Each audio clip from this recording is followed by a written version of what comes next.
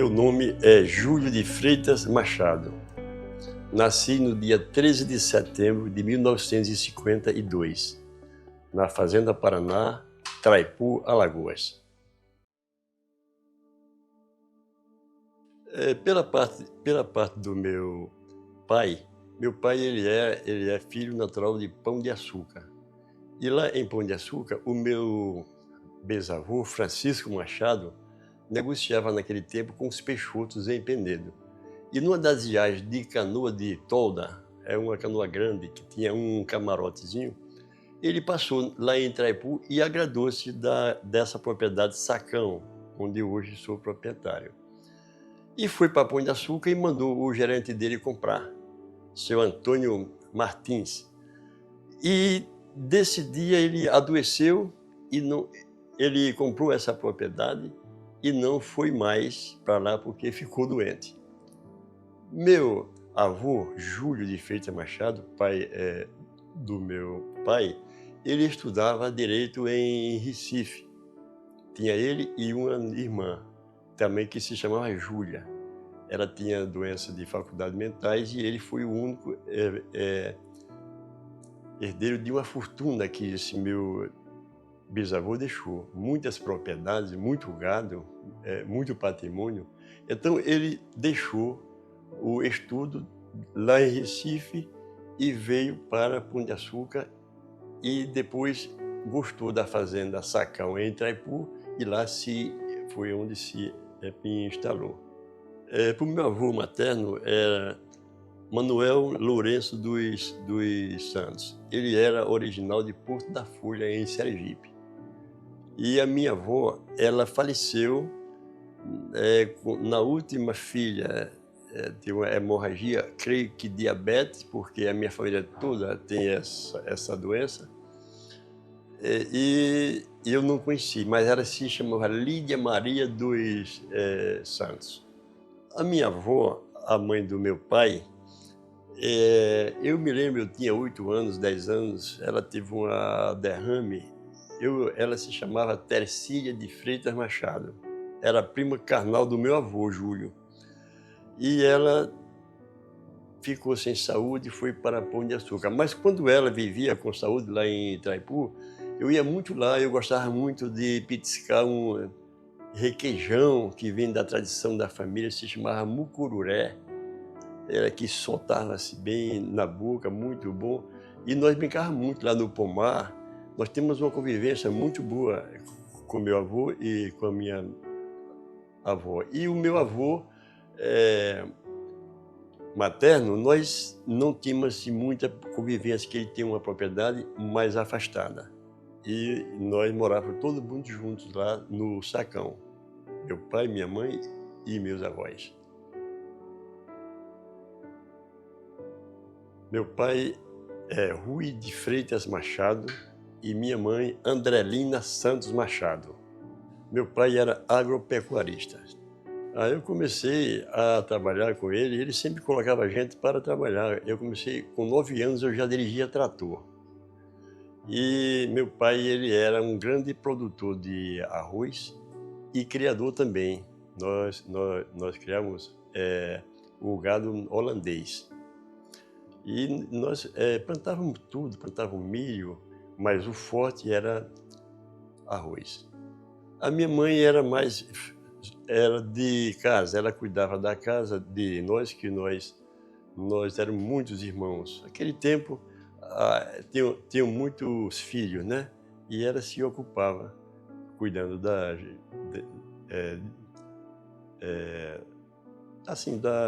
educação e da alimentação e coisas mais que uma dona de casa faz frequentemente. Desde pequeno, sempre nas horas das refeições, meu pai contava sobre a vida, sobre as histórias, e dentro dessas histórias ele falava de Arapiraca, que quando ele estudava em Garanhuns, no colégio diocesano, ele vinha de cavalo para Arapiraca pegar o trem para ir para Garanhuns. E quando não, ia de embarcação para Penedo pegar esse trem lá. E depois ele me falava muito, ele ele foi convocado para a guerra, a Segunda Guerra Mundial, né? E ele foi alistado em Garanhuns, mas todo o percurso dele era por Arapiraca, e ele nos contava tudo isso aí. Desde aí nós já tínhamos conhecimento de Arapiraca. Voluntário. O meu avô não queria que ele fosse, a minha avó também, fez uma resistência muito grande, mas ele quis defender a pátria dele. E a minha avó fez uma promessa. Ela era muito devota, muito católica, e ela fez uma promessa para Nossa Senhora da Conceição, que protegesse o filho dela e que ele voltasse vivo para o Brasil. E o pelotão dele, que ele fazia parte, quando o último navio saiu de Recife e foi para a Itália, o dele era o próximo e ficou para a próxima embarcação. E como não foi dessa vez, ele ficou guardando a costa, na cidade de Cabo, em Pernambuco, tá certo? E terminou que a guerra acabou-se nesse íntere, e a minha avó fez a capelinha e colocou a padroeira Nossa Senhora da Conceição, e hoje a gente conserva tudo intacto, fica lá na fazenda. E lá os eventos que tem da família, desse lado religioso, todos são feitos lá nessa capelinha. Nós todos somos 10. No caso, eu tenho 9 irmãos. Eu vou dizer pela ordem de sequência, pela ordem decrescente. Lincoln, Jaci, eu, Jacira, José, Lúcia, Lídia, Érico, Tercília e Emanuel. Todos nascemos na fazenda. E a parteira que nós chamávamos assim uma segunda mãe. A minha mãe, nesse caso, foi mãe Vitalina. Essa mãe Vitalina, ela pegou 5 filhos. E de 5 já estava bem velhinha, e a outra parteira que pegou os outros meus irmãos, todos nascidos na propriedade. Era Dona Mocinha. Eu nasci na Fazenda Paraná. Eu, o Lincoln, Jaci, eu. Depois nós fomos para a Fazenda Sacão. E todos os outros irmãos nasceram lá na Fazenda Sacão. Todos eles passaram, menos os mais novos, né? O Érico já trabalhou menos, o Emanuel também, que também dado pela idade do meu pai, que já estava sem aquele gás para trabalhar tanto. Mas nós, mais velhos, nós ajudamos em tudo da propriedade. Rapaz, me dá muita saudade. A gente brincava de marraite, que também chamam de chimbra. A gente brincava de bozó, de peteca, de pinhão, de bicho de se esconder, de pega-pega. Era uma coisa muito espontânea, natural. Eu sinto saudade. Tinha uma lenda, quer dizer, elas tinham uma crença que quando um compadre, tá certo, traía o outro compadre, aí virava um fogo corredor. Mas depois, com a evolução, eu estudando, e o meu pai também nos contando, quando geralmente uma reis, um bicho gordo morre, que a água vem, a chuva vem e cobre, tem um momento que aquela gordura do bicho se transforma em metano. E o metano, em contato com a atmosfera, é incandescente. Então, isso que a lenda diz que é fogo corredor, na realidade, é o metano que evapora do bicho gordo, que encandece pela noite. E a caipora também, a saci pererê de um pezinho só, que fumava muito, né? E nós pequenos, a gente realmente acreditava nisso. Eu nunca vi, mas meus primos, a minha mãe e umas tias minhas disseram que viu, no caso, o fogo corredor, que na realidade era o fogo fato, né?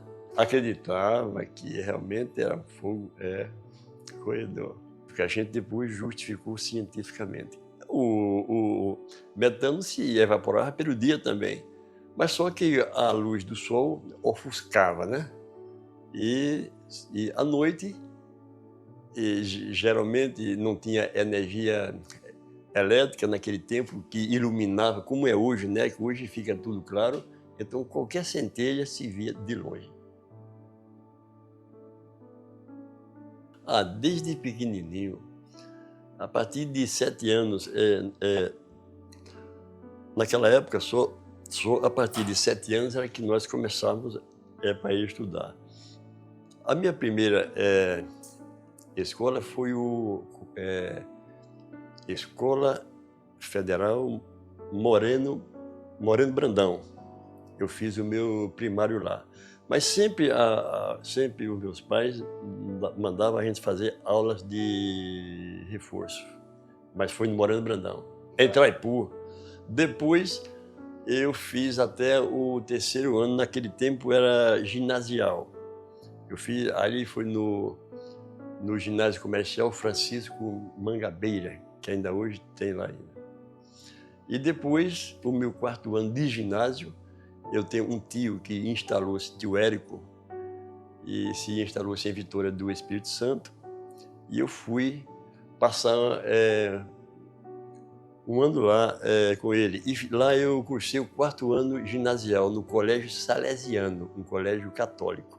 Eu concluí lá, depois eu vim, e o meu pai me colocou em Garanhuns, no Colégio Diocesano, que era internato. Por sinal, lá eu tinha muitos amigos, muitos colegas de Arapiraca. Eu posso citar o Remy, o Marlo, que é falecido, Antônio Carlos, filho da Dona Maria do Cartório, meu amigo Antônio Carlos, dentre outros de Arapiraca, que nós éramos lá colegas internos também. Em Garanhuns, eu fiz o 1º ano de colegial científico. Depois eu fui para Maceió. Em Maceió eu fiz o 2º ano científico e o 3º no colégio estadual, lá de Maceió. Lá eu fiz o vestibular, mas não consegui êxito. Então, o meu tio, o irmão do meu pai, Olavo de Freitas Machado, nós conversando muito, e eu tinha tendência para a terra, ele me orientou eu fazer agrimensura, que hoje eu sou formado em agrimensura. É o curso técnico. Naquele tempo era Escola Técnica Federal de Alagoas, no Poço, lá perto da antiga rodoviária, onde hoje tem um viaduto lá no Poço. Se não me engano, a rua era Barão de Atalaia. Concluí. Aí houve houve testes para o DR de Alagoas, Departamento de Estrada de Rodagens. Ele estava precisando de topógrafo. E eu fiz um teste e fui aprovado. Depois do científico, depois que eu me formei, 20 e poucos anos, passei no teste e fui trabalhar. De imediato eu fiquei lotado na DEP, do Departamento de Estudos e Projetos. Lá eu acompanhei todo esse trabalho de desenhos, de projetos, e foi nessa ocasião que eu fui para o campo acompanhar, primeiramente, o estudo de, por exemplo, uma cidade. O Estado ia fazer assoar de uma cidade para outra. Aí ia uma turma do DR para fazer o estudo, para ver por onde aquela estrada passava. E eu comecei sendo auxiliar do topógrafo Aloysio Gomes, tá certo? O meu chefe direto era o Afrânio, agrimensor também. Aí, quando eu fui para o campo, eu fui auxiliar do Aloysio Gomes no estudo da BR-101 Sul, a Boca da Mata. Eu fui o auxiliar dele para nós determinarmos por onde a pista ia passar. E também, como auxiliar também, eu fiz parte, eu fui com ele e fizemos o estudo da Serra das Pias, que vai de Palmeira para Bom Conselho. Ali, aquele asfalto foi o estudo que o Aloysio Gomes fez e eu era auxiliar dele. E foi a primeira vez que o DR fez nivelamento trigonométrico, porque o nivelamento trigonométrico, você faz as declividades sem muitas mudanças de aparelhos, como o geométrico. Eu venho acompanhando, aquela época, eu aprendi, por sinal, o meu professor de topografia lá na Escola Técnica era dois. Era o Oswaldo Leite, que já é falecido, e o Severino Barbosa Lopes, hoje é engenheiro, quer dizer, ele era engenheiro e hoje ele trabalha aqui na prefeitura de Arapiraca. Então, eles foram os meus professores. Nós tínhamos, a equipe nossa tinha o topógrafo, o nivelador e os auxiliares, e também os homens de campo que iam com as foices. Por exemplo, nós determinávamos um direcionamento.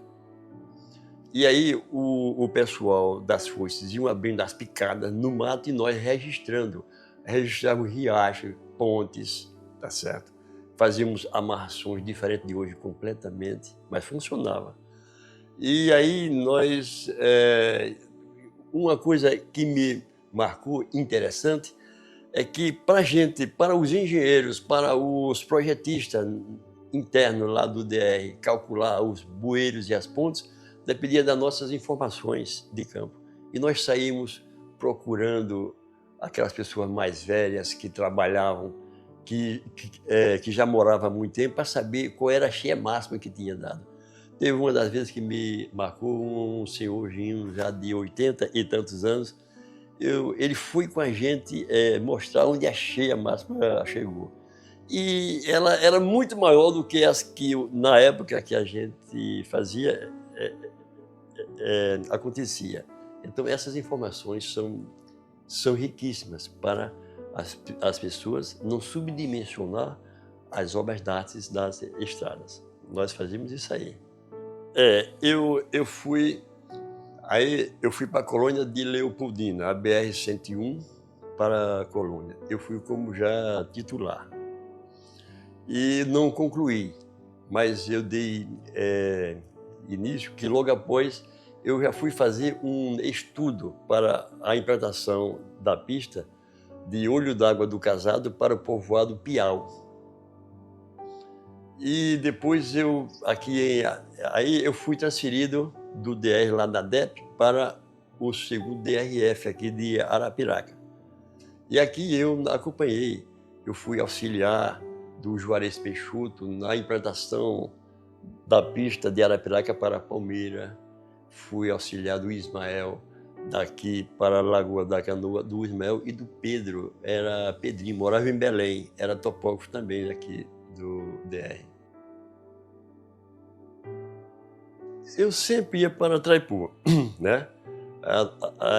Sempre que eu tinha uma folgazinha, eu ia. E também nos finais de semana, quando o departamento não exigia as horas extras, eu sempre fazia um servicinho particular.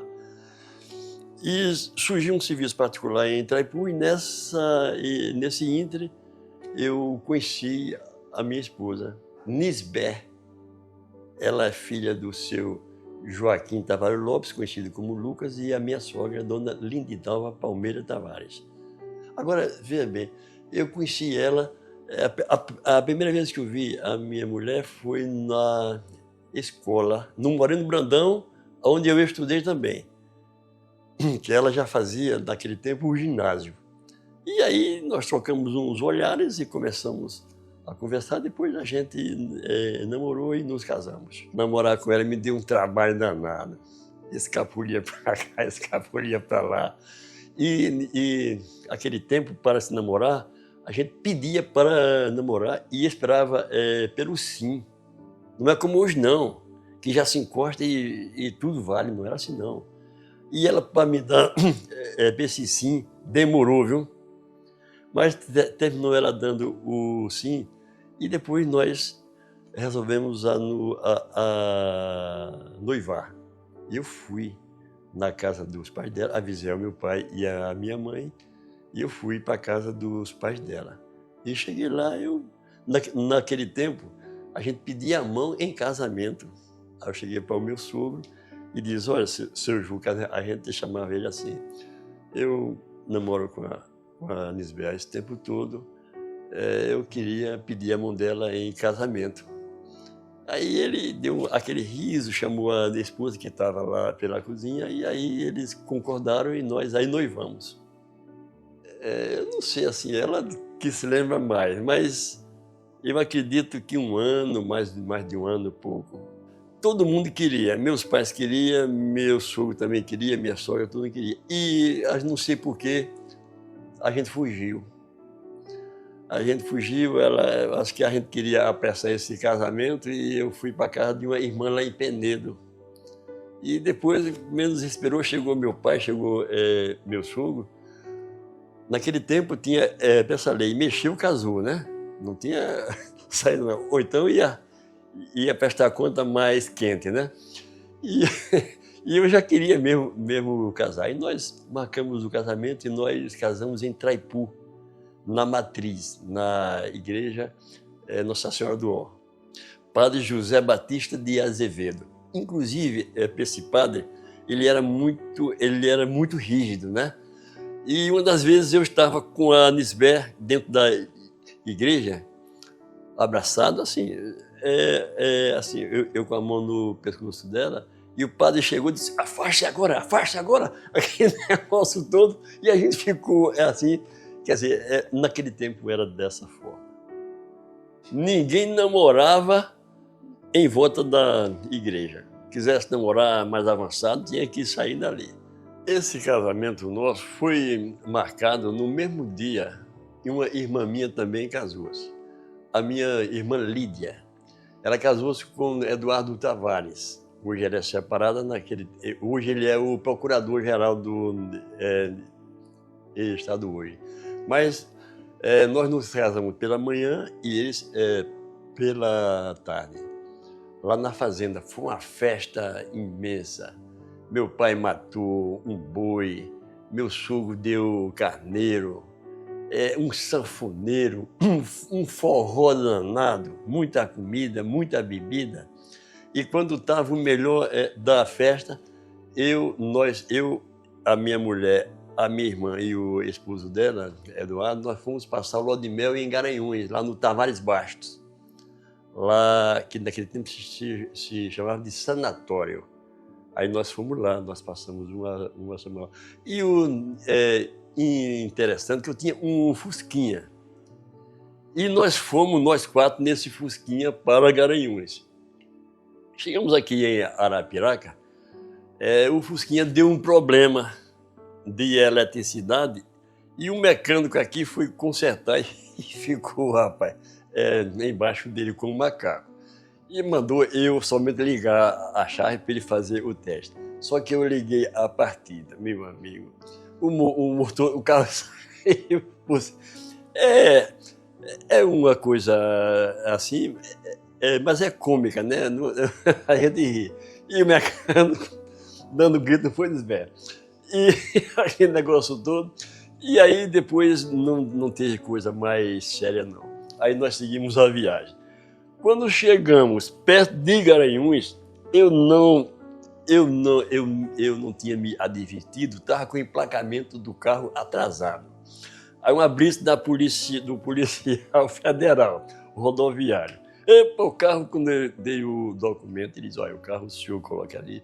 Eu disse, rapaz, nós estamos de lua de mel, vamos para Garanhuns. Ele disse, olha, eu vou dar esse presente. Agora, na volta, você deixa o carro certo. Aí a gente foi lá, foi muito bom. Essas coisas que a gente não se esquece, né?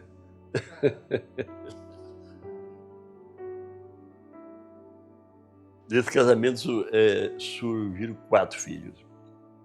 A minha primeira filha é Juliana.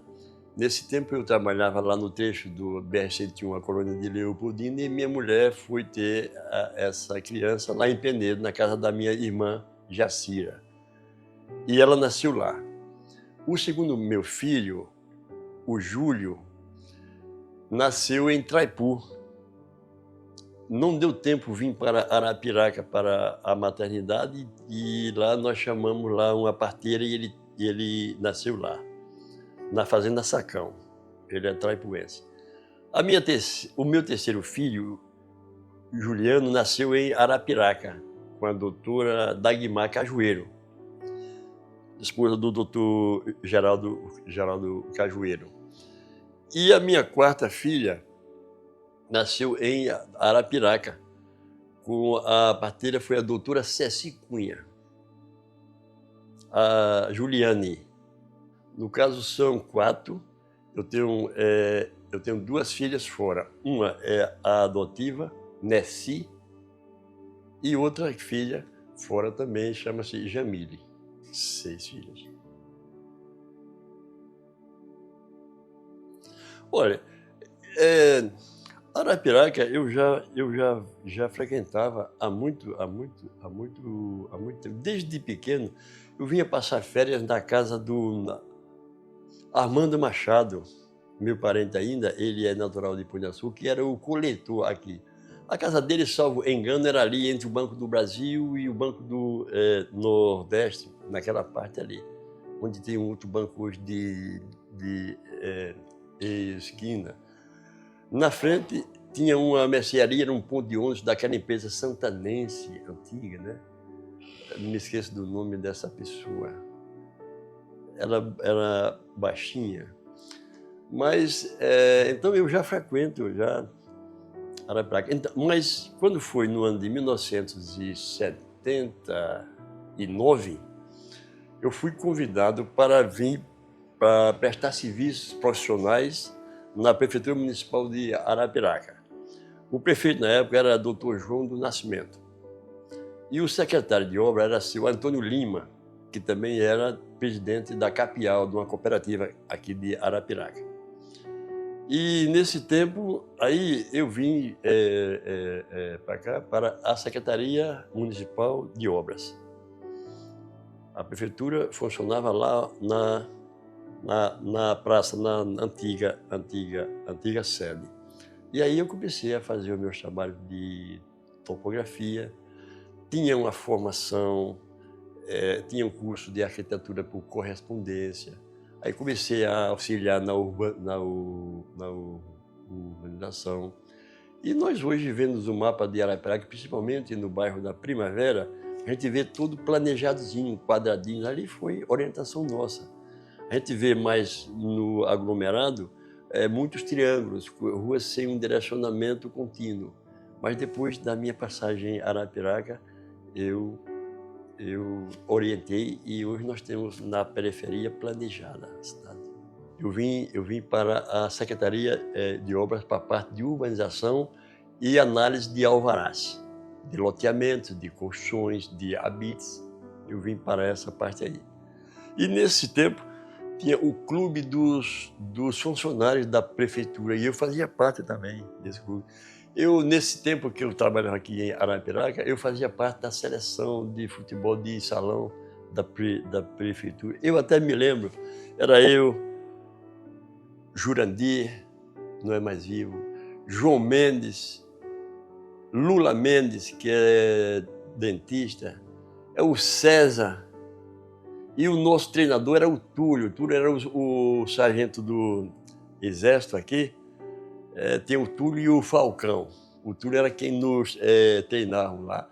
Nós sempre treinávamos lá na quadra do Tibúcio Valeriano, indo lá para o alto ali, para os Caitus ali. Na rua São João, entrava assim à esquerda.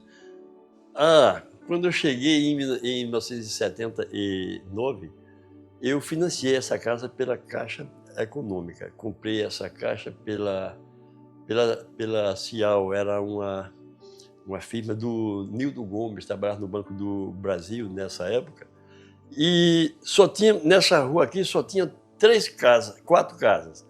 Essas 3 novas, essa que nós estamos, a do vizinho, que foi o Chico da Autoasa, que hoje é falecido, que comprou, e essa do outro lado aqui O Nailton era de Atalaia, depois ele vendeu para o Geraldo e Vera, onde hoje são donos até hoje. E do outro lado tinha Basto, e mais nada. Aqui na frente tinha um casal de velhinhos, de índio, era tudo mato, aquela floresta aqui pela frente. E de lá, de baixo para frente, por lá do norte, era tudo curral de fumo do seu José Cula. Seu José Cula era esposo da dona Bezinha, que era juíza e era diretora lá do grupo, lá da escola lá do Cavaco. E aqui era tudo curral de fumo. Ali para frente tinha um pessoal de Santana, o pessoal chamava ele de sertanejo alagoano. E essa rua aqui paralela foi dada em homenagem para ele. Foi um dos pioneiros aqui nessa área aqui. Era completamente diferente. A Praça Marques não tinha aquele largo. O Largo Dom Fernando Gomes era muito mais estreito. A Praça Manuel André não tinha aquela urbanização de hoje. Era rua em cima, rua embaixo. Era tudo aquela declividade muito grande. O Parque, o Bosque de Ceci Cunha hoje, que hoje está aquela beleza lá, aquela maravilha. Antigamente eram umas olerias, faziam tijolos, e é cheio de aquelas taboas cheias d'água, aquele berçário de coisas, de água, de lodo, né? E hoje está assim, essa coisa maravilhosa. No tempo que eu cheguei, recentemente tinha vindo da ACEAL, mas eu ainda vi uns postes de madeira no bairro São Luís. E eu me dava muito bem com Elvio. Elvio é filho do seu Valdomiro Barbosa, não sei se é vivo ainda, o Elvio. E aí nós conversávamos muito, ele me contava muita história, que tinha um horário, parece que era meia-noite, que apagava aqueles motores, não sei como era, não me lembro muito bem, mas eu sou quase contemporâneo dessa época. Conheci ele já com uma bengalazinha. Ele tinha uma cabeça meio larga, assim, meio forte, não era muito alto, mas eu conheci ele. Alegre, não era assim, muito expansivo, mas era uma pessoa metódico. Eu me lembro dele. A fonte, no começo, ela funcionava. Ela saía de baixo para cima, um jato de água, e tinha lâmpadas de várias cores, e ficava aquele arco-íris artificial, uma coisa linda. Mas depois, logo, não funcionou mais, e não houve uma manutenção. Mas eu alcancei a fonte da Praça Marques. O Triunfo, o outro era, não sei se era Trianon, um era lá na Praça da Antiga Prefeitura, outro aqui na Praça Marques. Eu frequentava muito. Eram filmes. Naquele tempo, eu gostava muito daqueles faroestes, né? De faroeste sempre tinha. E eu ia para lá, chegava na portaria, nós pagávamos o ingresso, comprávamos uns bombons, umas coisas para ficar lá saboreando enquanto assistia. E o encontro dos jovens na frente, né? Eu frequentei muito. Eu era mais focado em faroeste, aqueles filmes de faroeste. Tinha, assim. Depois tinha também uns filmes figurativos do Popeye. Eu ainda assisti uns filmes do Popeye também. Mas, assim, ficava em volta da praça, as pessoas caminhando, os rapazes e as moças arrodeando, e pagava realmente para um alto-falante ficar falando do nome. Eu mando essa música para fulana e tal. Eu não me lembro se o nome dele era Zé de Sá. Pelo nome eu não me lembro. Mas eu me lembro disso aí. Eu frequentei muito Sorveteria Pinguim. Era tradição, era ponto de encontro de Arapiraca na Praça Marques da Silva. Tinha sorvete, tinha picolé, tinha lanche, tinha tudo, era uma coisa fantástica. Naquele tempo era um ponto, né, um expoente aqui em Arapiraca. Naquele tempo eu vim muito pouco, eu comecei a frequentar mais agora depois de 1979, agora para cá, quando eu vim para cá, para Arapiraca. Mas eu sempre frequentei. Me esqueço agora do nome do padre, Epitácio. Eu assisti muitas pregações do padre Epitácio.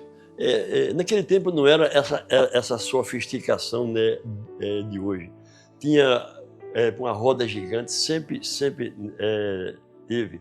Sempre teve, não me esqueço, parece que era Honda o nome, que girava muito as pessoas naqueles bancos. Tinha aqueles botezinhos, aqueles pequenos botes que se chamava de navio, que para cima a gente puxava bem uma corda para poder ele acionar barcos. É uma coisa, olha, hoje não tem mais isso, meu filho, acabou-se isso aí. Tinha. Era uma disputa do azul e o vermelho. Era um pastorio. Ficava fazendo, fazendo para as apresentações, as disputas daqueles cavalheiros, né? E para ver quem é que ganhava. Tinha as músicas do azul e as músicas das pessoas pelo vermelho. E aí depois tinha para o vencedor. As meninas vestidas com aquelas saias rodadas. Os meninos ainda não tinham bigode, mas fazia com carvão. Aquele negócio, eu me lembro disso aí. Eu não participava assim das quadrilhas, mas tinha também quadrilhas, era isso aí. Assistia sempre. Frequentei. Uma vez eu me esqueço do nome do frade. Frade, não sei se era Frade Alfredo.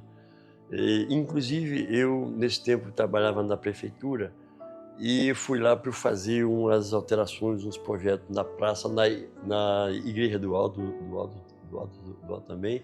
E eu fui várias vezes às festas do Alto do Cruzeiro.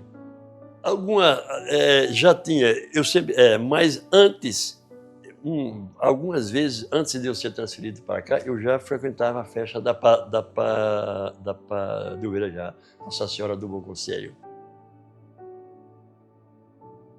A feira, ela era aqui na Praça Manuel André. Dia de segunda-feira, não tinha trânsito, não tinha nada, era aquele negócio todo lá. E eu me lembro que foi uma polêmica danada quando Célia Rocha tirou essa feira daqui, que botou lá para o Baixão, bem como o mercado também. Foi aquele auê danado e tal, que nenhum prefeito tinha assim, era impopular, né? Não queria passar por impopularidade de tirar, dado o comércio dos comerciantes, né? Tal. E aí foi tirada essa feira para lá. Ficou muito bom para Arapiraca, né? Que Arapiraca, isso aí ficou mais com o aspecto de uma cidade mais, não com uma cidade de interior. Hoje Arapiraca é uma metrópole. Até a Feira do Peixe, ela descia ali para onde hoje é o Parque César Cunha. Não era uma rua assim, era uma ruazinha, mas ela se estendia, subia ali por trás da igreja Nossa Senhora do Bom Conselho, vinha até ali em cima, aquela parte da Aníbal Palmeira, era tudo feira ali. Muita gente. A feira de Arapiraca era um polo, era quase comparada com uma feira de Caruaru. Todo mundo da região, Traipu, Jirau, Campo Grande, Olho d'Água Grande, Batalha, todo mundo vinha para cá, para Arapiraca, e principalmente os povoados. Era um movimento incrível aqui, Arapiraca. Meu pai vinha muito para cá, para a feira de Arapiraca. Ele fornecia gado para as pessoas daqui. Eu não me lembro exatamente, mas eu me lembro ainda do nome dele. Eu era garotão já. Ele vendia gado aqui para um rapaz daqui de Arapiraca chamado seu Barbosa, seu Ulisses e Leobino Barbosa. Seu Leobino morava lá no Baixão, na avenida, que naquele tempo se chamava a Avenida Norte. E, inclusive, na Praça Marques, as pessoas armavam um som com as baterias, aí tinha aquelas apresentações. Eles faziam as apresentações e as pessoas, depois daquela apresentação, davam uma gratificação. Era uma coisa que hoje não tem nada disso mais, acabou-se. Eu comecei a frequentar quando o João do Nascimento foi prefeito. Muito quente. Aqui, Arapiraca sempre foi azul e vermelho. Era disputado, tá certo? Até há pouco tempo atrás, a gente não tinha mais esse azul e vermelho, mas Arapiraca de tradição era essa aí. Era aquele negócio, pega, aquele negócio todo que você sabe como é. Não vamos falar aqui sobre detalhes, né? Mas sempre Arapiraca foi uma disputa acirrada. Agora, depois que era eleito o prefeito, não tinha perseguição, era tudo respeitado. E por isso que Arapiraca cresce, né? Porque os arapiraquenses são barristas, né? Conheci conheci muito, inclusive ele deu muita assistência a uma minha tia chamada Isabel, a gente chamava ela Bela, a tia Belinha. Ela veio várias vezes aqui em Arapiraca e era o deputado Nezinho, pai do Ricardo e do Rogério, quem dava assistência a ela e a muitas pessoas lá de Itraipu. Ele não era só deputado de Arapiraca, assim, ele só não assistia o povo de Arapiraca. Ele assistia a região toda, outros municípios. Tem pessoas que nascem para servir, né? E eu acho que ele nasceu para servir. Nós agora estamos fazendo uma implantação de um residencial da família Nezinho, na rua que tem o nome do pai do Dr. Ricardo Nezinho. Que assim, para pessoa que vai para a Mangabeira, passa pelo lixão, pelo antigo lixão, né? Passa ali está sendo implantado um residencial fantástico. A turma está fazendo realmente uma implantação técnica maravilhosa, muito bom. Salvo engano, eu não tenho muito acesso para a finalidade, mas pela divisão dos lotes vão ser casas residenciais. E são uns lotes bons, muito bons. E eles têm também do outro lado, acredito que a tendência é ser feito, puxar Arapiraca mais para cima com coisa boa. Porque você não pode só focar em coisa muito popular. Nada contra as coisas populares, nada contra isso. É porque também você tem que dar um espaço para as diversas faixas etárias, né? Entendeu? Você tem que ter um lote maiores, uma estrutura mais aconchegante, né? Entendeu? E lá vai ser um loteamento fechado. Né? Frequentava missas com o padre Epitácio. Logo no começo, tanto aqui como em Itraipu, o padre ele fazia os rituais da missa de costa para o povo. Mas logo depois já ficava de frente para o povo. E tinha uma parte das missas que o padre falava em latim e aquelas mulheres que são as carmelitas, que chamavam de carmelitas, ela respondia. E nós que estávamos lá, a gente não sabia, não entendia como era. Mas eu alcancei ainda a missa em latim. Mas eu admirava muito, ele tinha um semblante abençoado, a gente se sentia bem, entendeu? Eu não tive assim uma aproximação do padre Epitácio. Eu contribuí, aquele monsenhor, que me esqueço o nome dele, o padre que foi responsável para edificar essa igreja, era um desafio. Como é que vai arrumar material e dinheiro para fazer essa estrutura? Aí começou a fazer a região a fazer doações. Um dava dinheiro, outro dava um animal. Eu também contribuí também, tá certo? E de repente ficou aquela maravilha lá da matriz no Lago Dom Fernando Gomes. Eu contribuí também. Esse monsenhor que veio, me esqueço do nome dele, que foi uma das pessoas, foi quem tomou a frente, né? Claro que ele tinha a sua equipe, né? De padre. E foi um desafio essa catedral. Eu ouvia dizer que era um cemitério ali. Na época da construção da concatedral, o prefeito era Dr. João Batista. Por sinal, fez uma excelente administração, fez as pazes de vários segmentos contrários e é considerado, com as condições da época, um dos melhores prefeitos de Arapiraca. Eu era garotão e o Frei Damião já ia para Traipu, para as Santas Missões. Eu acompanhava mais em Traipu. Era uma prova de fé. Ele bem velhinho, caminhando, aquela roupa dele, aquela batina que topava no chão e o pessoal atrás correndo, não sei como tinha uma resistência daquela. E aglomerava pessoas. Para você ter uma ideia, a igreja não cabia as pessoas. A praça ficava cheia. Ao lado ficava cheio. Botavam uns microfones para ouvir a Santa Missão. E hoje não se enche mais tanto só a igreja. Lotava. Minha mãe era muito católica. Lotava, ficava cheio de gente dos interiores de todo canto.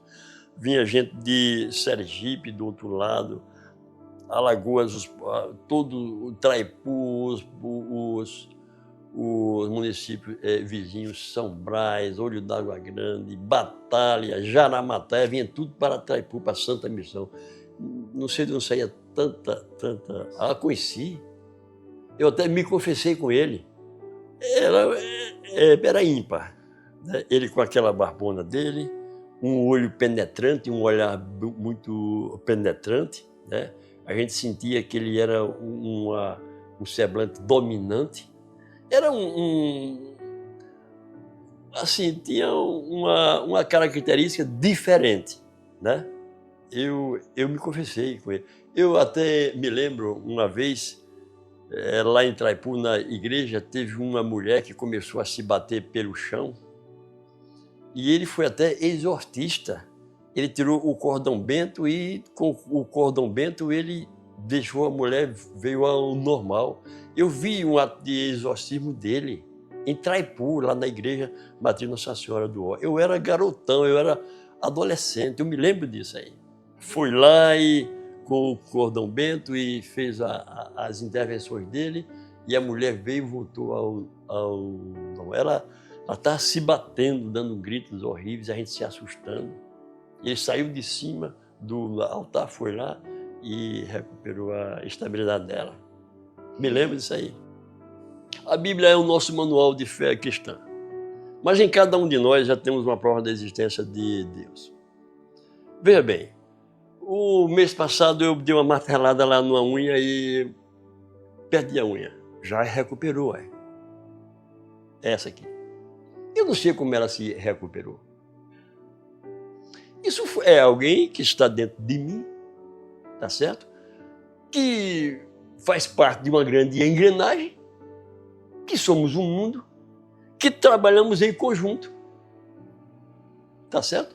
Se você fechar os seus olhos, você não vai ver mais as estrelas, você não vai ter mais o prazer de saborear o que Deus fez, as coisas de Deus, as estrelas, o sol, você não vai ver a terra, os animais. E lá embaixo, em Sete Palmos, como é que vai ser? Eu acho que cada um quer vender o seu peixe. Aquele estadista americano, muito famoso mundialmente, Omar Khayyam, em seus escritos, ele disse: nunca conheci ninguém que voltasse de lá. Então, eu acho que nós temos que saber a existência de Deus, que existe, porque nós não vemos à toa. Caio, se você pegar os computadores de um avião, as caternais, as lanternais, os para-brisas, tudo, os fios, tudo de um avião, e você botar lá no montezinho, ele nunca vai ser um avião. Tem que alguém juntar aquilo ali e fazer um avião. Então teve um Criador. Essa terra é fantástica. Os mistérios, as coisas invisíveis são fantásticas. Eu fico olhando como é que existe ateu nesse mundo. Não sei como é em que eles se baseiam.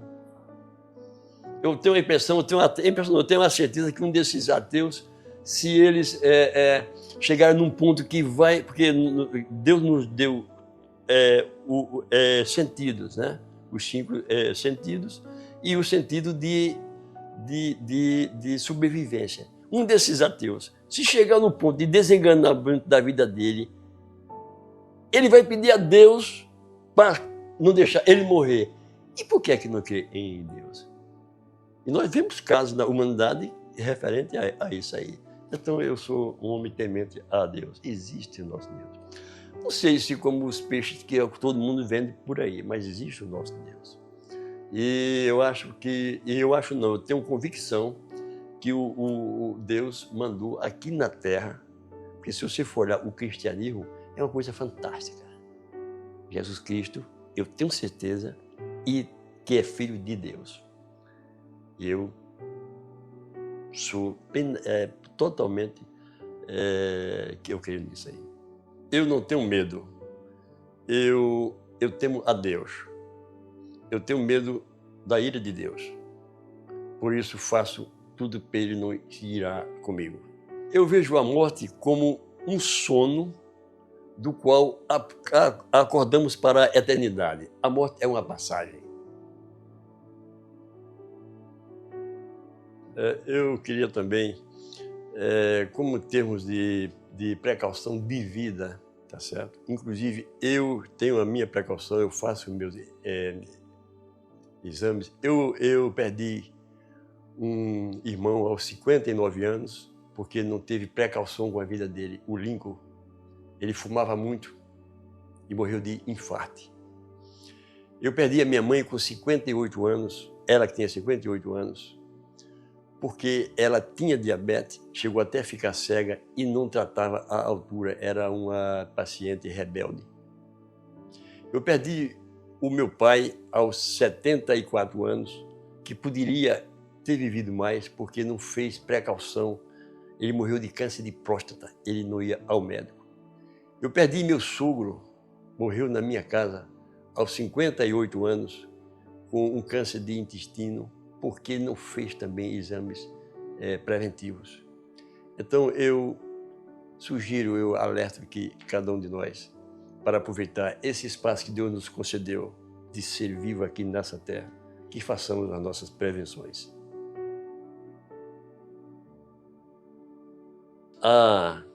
Hoje eu tenho 17 netos. A minha neta mais velha completou 28 anos, anteontem, Débora. E o meu neto mais novo tem 8 meses, João. Bisneto é o Dante. É um privilégio. Olha, a estatística mundial hoje, ela está avaliada em torno de 7 bilhões de habitantes, a Terra. Se fizer uma computação, isso é estatístico. Se você fizer uma porcentagem das pessoas que chegam aos 65 anos, das que nascem, só 7,5% chegam aos 65 anos. Eu já tenho, vou fazer 72. Acredito que eu sou um dos privilegiados, tá certo? Na faixa etária de 6%. E com 17 netos e um bisneto, eu já estou na faixa etária menor. Então, Caio, eu só tenho hoje uma coisa a fazer, é agradecer. Agradeço a Deus pelo privilégio de ter me livrado do aborto, que é um crime. Você está assassinando um indefeso. Eu tive a sorte de vencer, naquele tempo que não tinha o avanço de hoje, a mortalidade infantil, que na minha região era muito alta. Eu venci, sobrevivi na minha puberdade, na minha adolescência, na minha maioridade de vida. Quer dizer, eu sobrevivi.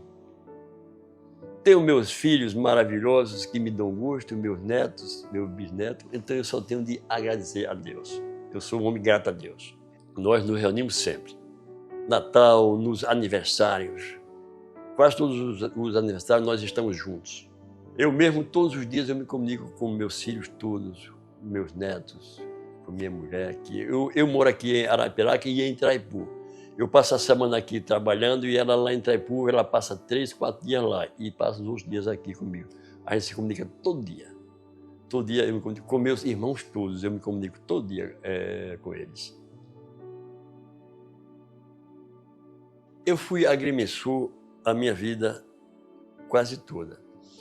Aí, como nós temos que nos reciclar nas nossas profissões, senão nós ficaremos obsoletos, né? Aí, eu já depois de velho, aos 69 anos de idade, eu me formei em engenharia civil. Eu acho que serve até de incentivo para os jovens, as pessoas são mais jovens, dizem assim, eu já estou velho, não vou mais fazer uma faculdade. Olha, eu me formei em engenharia civil aos 69 anos, na Unopar, aqui em Arapiraca. Hoje tenho meu CREA, faço meus projetos, assino meus projetos, faço tudo.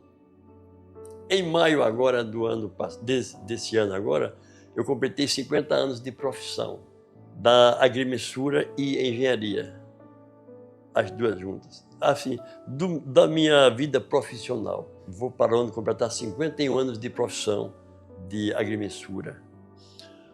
Atualmente eu faço parte do quadro da SIDUMA, Secretaria de Desenvolvimento Urbano e Meio Ambiente de Arapiraca. A Rosa atualmente é a secretária Rosa Carvalho. E eu sou responsável pela parte de topografia. Aí eu faço todas as praças de Arapiraca que são reformadas. Eu acredito que mais de 95% das praças de Arapiraca eu faço os levantamentos topográficos minuciosos. Essa linha férrea que uma obra-prima de Arapiraca, uma das mais importantes para Arapiraca, que você hoje pode sair de lá das Guaribas, lá da Feira da Troca, da Boa Vista, e vir de bicicleta para a Rua Expedicionária, atravessa Arapiraca, né? Faz caminhadas. Eu fui quem fez também aquele levantamento topográfico para a implantação daquele trabalho. Tenho feito muitos trabalhos em Arapiraca, muitos. Perímetros de decretos, tá certo? Levantamento de bairros. Eu fiz o levantamento de mais de 200 ruas. Esses pavimentos que estão sendo feitos hoje, teve um levantamento, um projeto inicial básico, que é a topografia. Eu participei de todas essas ruas que hoje estão asfaltadas, foram projetos que eu fiz para a minha cidade de Arapiraca. Nessa época que eu cheguei aqui em Arapiraca, foi mais as urbanizações, foi arrumar o planejamento, o crescimento planejado de Arapiraca, né? Eu auxiliei também muito o doutor Severino Barbosa Lopes. Temos ali o Cinturão Verde, o Dom Constantino, né? Que ali no tempo foi muito criticado e hoje é um pulmão de Arapiraca, né? Atravessa ali hoje aquela caminhada, e agora os gestores, o Luciano, por exemplo, agora ampliou para o outro lado, está uma maravilha, reformou. Quer dizer, hoje Arapiraca tem um lugar para a pessoa caminhar, arborizado, respirando um microclima, né? Uma iluminação perfeita pela noite. Quer dizer, é uma das coisas fantásticas que Arapiraca hoje tem. Primavera, Massaranduba, São Luís. No bairro São Luís, que eu não sei se tinha já perto da Nova Esperança, eu fiz um projeto para o seu Antônio Rocha. O seu Antônio Rocha é o pai da então perfeita Célia Rocha. Ele tinha uma casa de material de construção na Avenida Rio Branco. E ele sempre ia lá, ele gostava muito de mim. Eu sempre gostei das minhas coisas certas. E ele viu a minha habilidade aí e me convidou para eu fazer a urbanização. Hoje você vê o bairro São Luís, hoje é todo planejadinho. Não todo, mas uma grande parte tem a minha participação. Massaranduba, Eu fiz inúmeros loteamentos aqui em Arapiraca.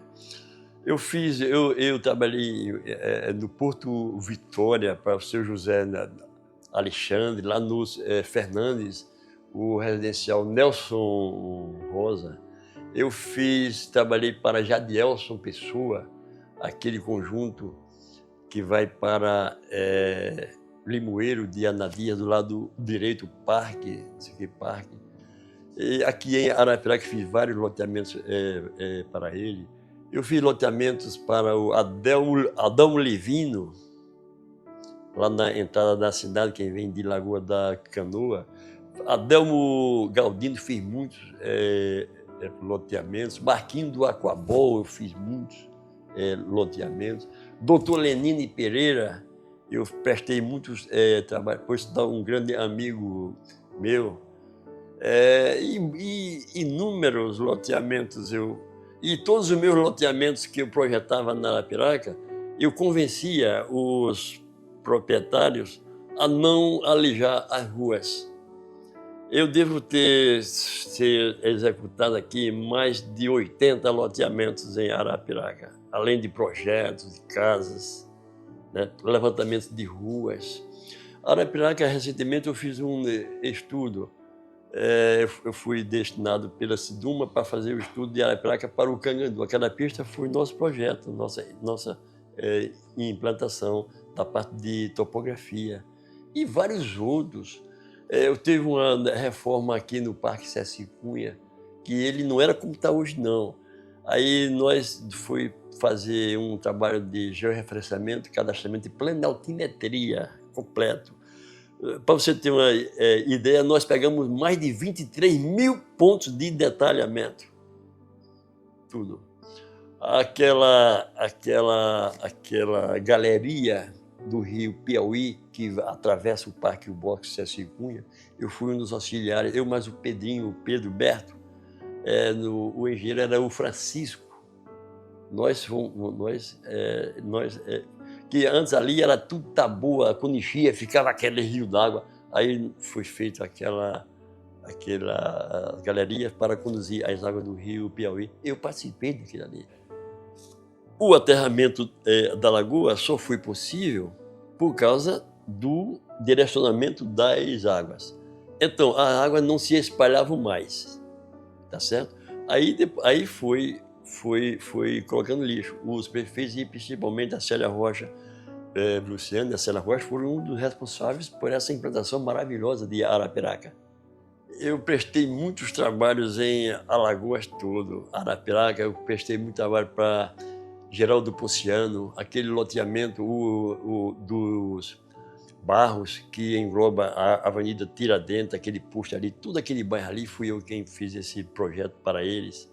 Eu fiz projetos em Campo Grande, Feira Grande, fiz também muitos loteamentos, Maribondo. Eu até fiz um estudo, eu fiz um estudo para um loteamento em Teoflotone. Eu fui lá para Minas Gerais, indicado por empresário de Arapiraca. Né? E depois eu fui fazer outro trabalho em Capanema, no Pará, indicado por pessoas de Arapiraca. E tenho feito na Bahia, em todo canto tenho trabalhado. O Ouro Verde Praia, na Barra de São Miguel. Eu fui contratado uma firma de Arapiraca, no Ouro Verde, de propriedade de Jadielson Pessoa. Ele me contratou e eu fiz a implantação. Por sinal, teve lá, quando eu recebi o projeto, eu senti, pela minha experiência, que ia dar problema de sedimentação, de drenagem. E eu chamei ele chamou quem projetou e nós modificamos tudo. Eram dunas irregulares, nós aterramos, cortamos, fizemos todo o projeto. As águas descendo para o rio Ninquim, nós fizemos ali. Hoje é uma maravilha. Modesta parte, é um dos conjuntos que certamente não irá dar problema de drenagem de águas. O shopping, ele já tinha sido iniciado, um mês e pouco tinha já começado. E aí houve um descredenciamento do topógrafo que estava fazendo. e eu assumi até o final.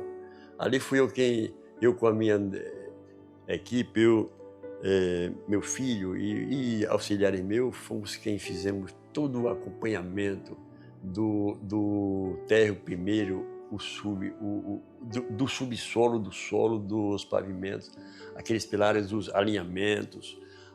Uma das coisas que nos marcaram foi o seguinte: aquelas escadas rolantes, elas foram fabricadas e mandaram de lá as metragens para a gente fazer as bases, sendo parafusada, não podia ter erro. Aí nós colocamos isso aí com raio laser. Nós usamos essa tecnologia. Hoje você vê lá, eu hoje vou lá para o shopping, fica assim, olhando, e fica assim, olhando.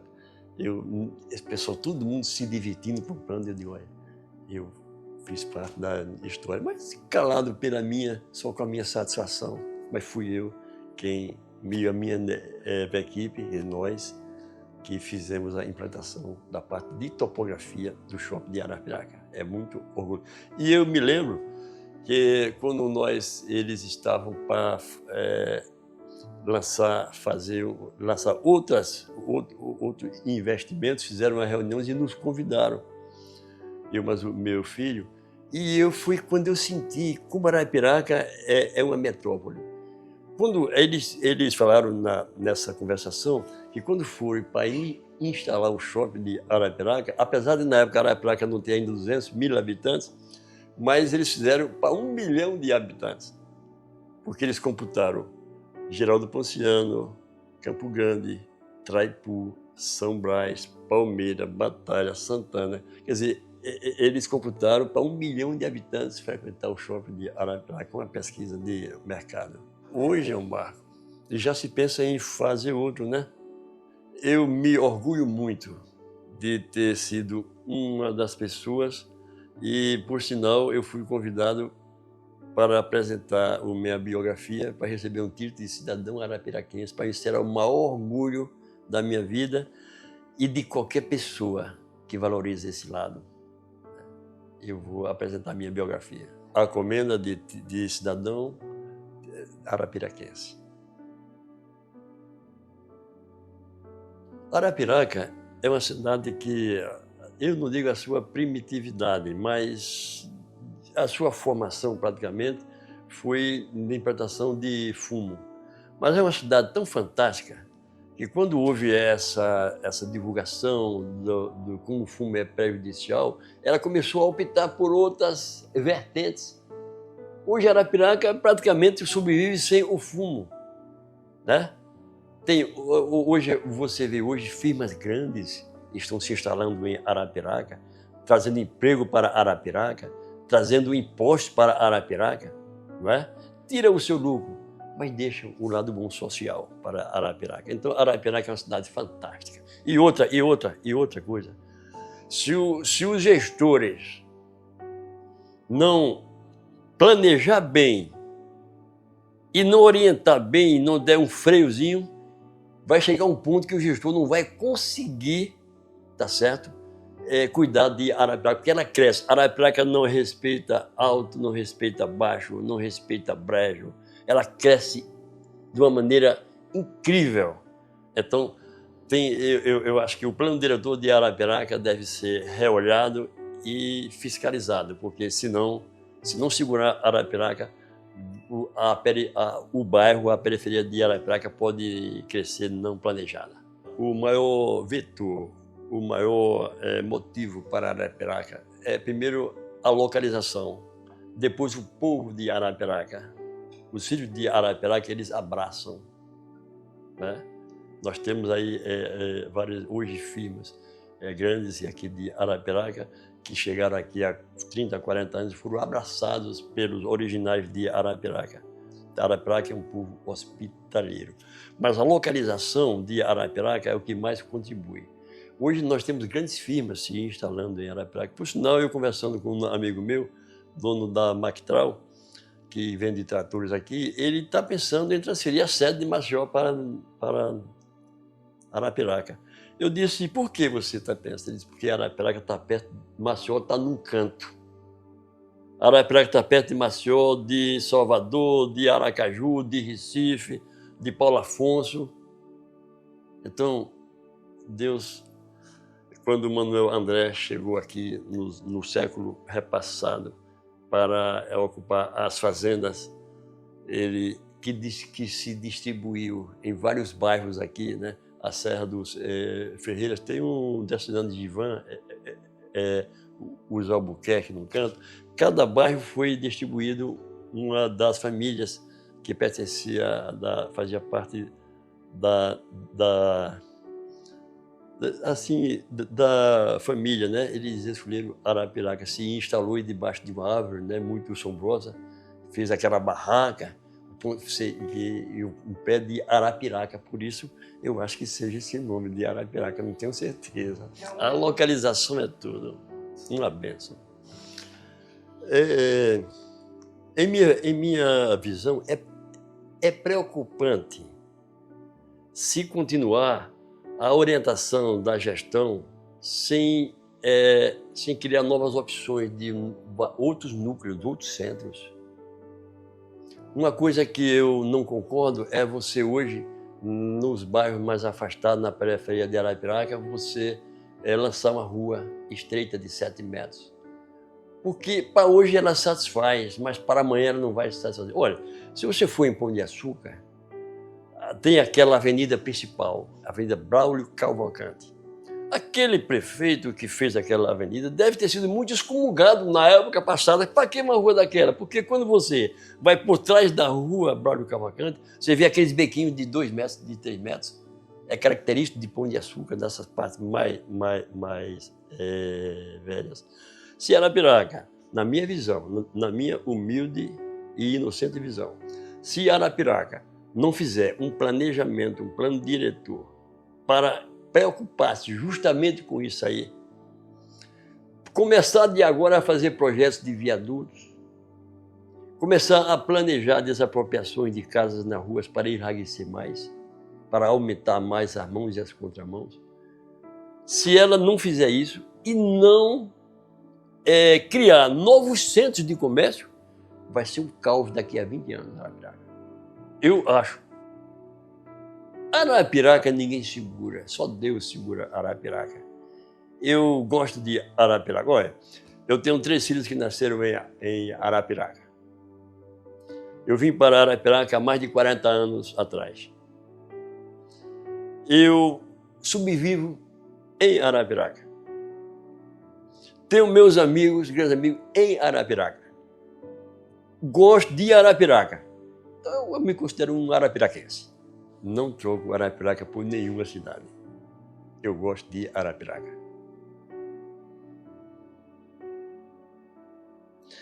Eu tenho muitos amigos aqui que vê realmente essa minha dedicação, tá certo? E essa minha tendência por Arapiraca.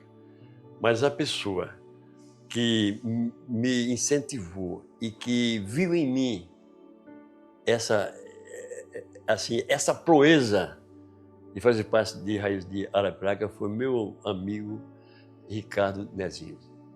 Ele sempre teve uma admiração especial. Nós nos relacionamos muito em trabalhos profissionais.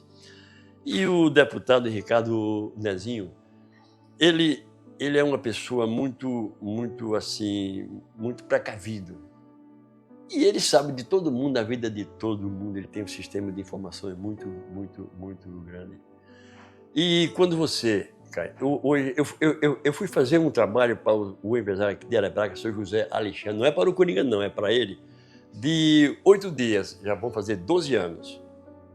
Quando você trabalha 12 anos para um empresário como o Zé Alexandre, ou uma amizade com o Ricardo Nezinho, de muito tempo, você não precisa de apresentar carteira de identidade, porque você não finge muito tempo.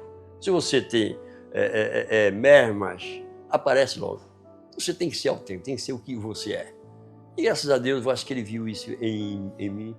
E eu agradeço demais de fazer parte da Raiz de Arapiraca. Fico muito lisonjeado e gratificado. Eu vejo como antônimo do Clube dos Fumicultores de Arapiraca, que foi destruído. Como antônimo. eu acho que é uma coisa fantástica. A história de uma cidade, de um povo, é sagrada e é cristalina. Você não pode apagar, você tem que registrar, tá certo? Se você não registra, se perde. Então, esse projeto de Raízes de Arapiraca, eu aplaudo, é elogiável, porque ele vai guardar a história para os que vêm depois de nós. Eu vou lhe fazer uma pergunta. Você tem casa? Não, não tem uma casa sua? Você mora com seus filhos, com a sua família. Nós estamos no ano de 2023, né? No ano de 2123, daqui a 100 anos, quem vai ser dono da sua casa? Nem nasceu. Isso é uma coisa para reflexão. Então, se você não escrever o que aconteceu hoje, daqui a 100 anos, quem for dono da sua casa, da minha, dessa casa aqui, não vai saber do que passou. E é assim, não tem que ter história, tem que ter origem, tem que ter um começo. Se você, digamos assim, do lado espiritual, se você for fazer uma regressão da civilização, para trás, para trás, para trás, para trás, e você chegar no final, você vai encontrar a primeira causa. E essa primeira causa é um ser racional e inteligente, que é o nosso Deus. Eu acho assim.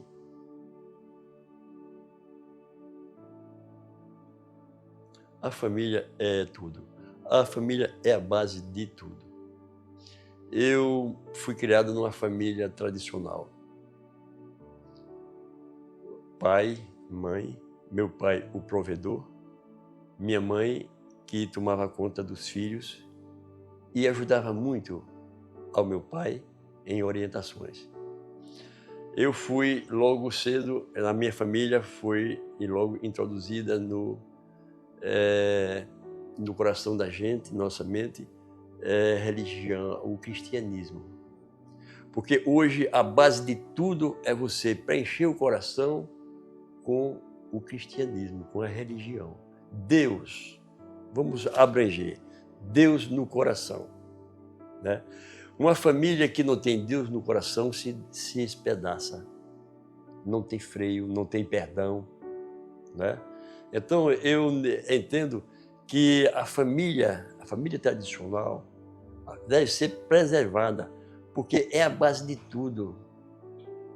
Ora, eu me casei com a minha esposa, ela já era uma mulher formada, já feita, mas ela não nasceu de paraquedas. Ela teve uma família que orientou ela, que manteve uma assistência médica de pequenininha, que deu a educação para ela, que deu a formação dela. Se não tivesse uma família, você quer ver uma coisa? Você pega uma criança que nasce hoje e bote ela num quarto para não se conviver com nada, para não aprender nada, para você ver a diferença da pessoa civilizada para não civilizada. Então eu acho família fundamental. E a família com Deus é a base de toda a humanidade. No momento que acabar a família, para proteger os filhos, para ter uma origem de nascimento, de criação, não sei onde vai parar a humanidade. O meu legado que eu quero deixar para os meus pósteros é que pese no ombro dele, tá certo? A conduta, a austeridade, tá certo? A honestidade, o trabalho limpo, profissional e suado que eu sempre levo e que costua os patrimônios à custa de suor como eu construí. Eu acho que eu não desonro nenhum dos meus pósteros, nenhum dos meus filhos, eu não desonro com a minha vida. Tenho certeza que eu sirvo de referência para eles. Eu não tive assim uma ascensão de patrimônios gigantescos, nunca tive ambição por isso. Eu não faria como os meus antepassados, que diziam que a gente não come mais do que 3 vezes no dia, que não dorme mais em cima de uma cama. Não é por aí. Você tem que trabalhar para você preparar-se para a sua velhice, com patrimônio, para uma necessidade, não é?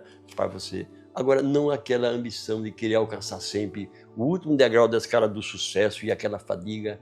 E ser Caio, eu vou lhe ser sincero, eu não sigo o hedonismo. O que é o hedonismo? O hedonismo é você ter ter como lema o consumismo e como símbolo o prazer imediato. Não é assim a vida. Eu não sou hedônico. Sou simples, eu gosto de viver a minha vida, eu gosto de dormir na minha cama sem problema. Não é assim? Tenho as minhas coisinhas, tenho uma fazendazinha lá em Itaipu, uma parte de herança, outra parte que eu adquiri, na beira do Rio São Francisco, né? Faço a semana aqui em Arapiraca trabalhando, todo final de semana eu vou para Itaipu, lá para a beira do Rio São Francisco, e vou alegre, satisfeito, durmo bem. E a minha vida é assim, até quando Deus permitir. Às vezes o meu filho diz, meu pai, o senhor vai para lá, em vez de se descansar, vai... Quando eu vou para lá, eu vou olhar minhas coisas, monto num trator, puxo uma coisa outra. Mas, senhor, eu gosto de trabalhar. Eu só vou parar de trabalhar, Caio, quando eu não puder mais trabalhar. Eu gosto.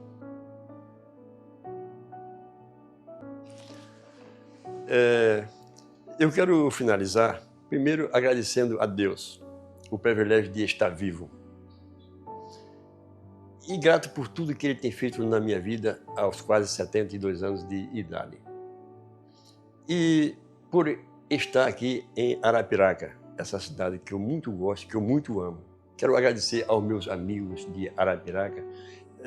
Dentre esses meus amigos, eu, não, como eu disse anteriormente, não vou elencar todos, mas eu queria destacar alguns que têm me ajudado muito em Arapiraca. Nós temos uma vida de reciprocidade. Sr. José Alexandre dos Santos, seu Marcos Roberto, seu Ricardo Nezinho, seu Rogério Nezinho, e tantos outros amigos que eu tenho, inúmeras centenas de amigos em Arapiraca. Eu quero agradecer mais uma vez de coração em estar prestes de receber essa homenagem de fazer parte de Raiz de Arapiraca nas vésperas do centenário, que posso dizer, da minha cidade. Queria enaltecer a família, queria agradecer aos meus familiares, primeiro aos meus genitores, que muito carinho, tiveram muito cuidado comigo. Depois a minha mulher, aos meus filhos, aos meus netos, ao meu bisneto. E sou muito grato a Deus. Deixo aqui um grande abraço. Muita paz. Fiquem com Deus. Um beijo e um abraço para vocês todos. Muito obrigado.